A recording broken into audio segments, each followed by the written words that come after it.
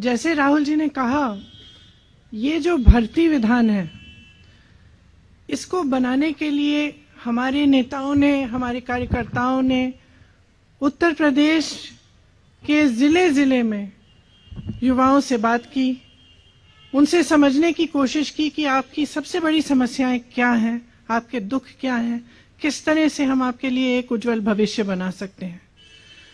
उन्हीं चर्चाओं में से निकला हुआ जो सार था, जो मुद्दे थे, वो इस भर्ती विधान में है।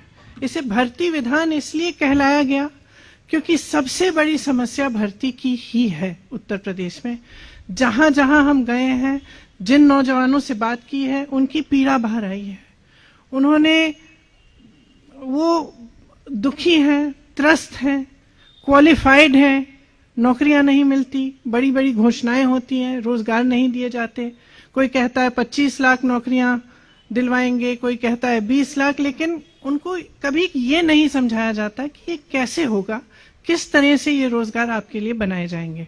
हमारा ये प्रयास रहा है कि जो नौजवानों की समस्याएं हैं, वो सब इसी भर्ती विधान में उनको सुलझाने का एक हमने खाका तैयार किया है।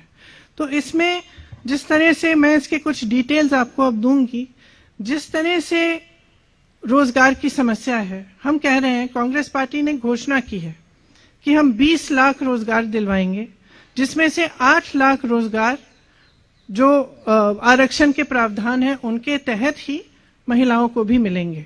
अब ये कैसे मिलेंगे, ये हमने यहाँ कहा है। हमें मालूम है कि रोजगार के विषय में और खास तौर से भर्ती के विषय में जो परीक्षाएं होती हैं, उनका जो तरीका है, जिस तरह से उनको किया जा रहा है, जितने घोटाले हैं, जिस तरह से पेपर लीक किए जाते हैं, जिस तरह से परीक्षा देने के बाद वो परीक्षा रद्द की जाती है, इससे बहुत ही पीड़ा है नौजवानों में।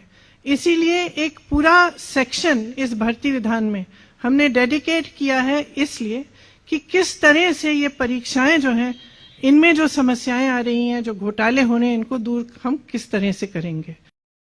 ऐसा जो टूट गया है नौजवानों का सरकार में और इस बात में कि उनको रोजगार मिलेगा, उसको हम किस तरह से अब दोबारा निभा पाए। इस विधान में भविष्य निर्माण के लिए कि अगर कोई युवा अपना बिजनेस शुरू करना चाहता है, छोटा मोटा काम करना चाहता है, उसका कोई हुनर है, उसको कैसे हम बढ़ावा दें, उसको कैसे हम मदद करें, उसका समर्थन कैसे करें, वो भी इसमें एक अलग सेक्शन में है।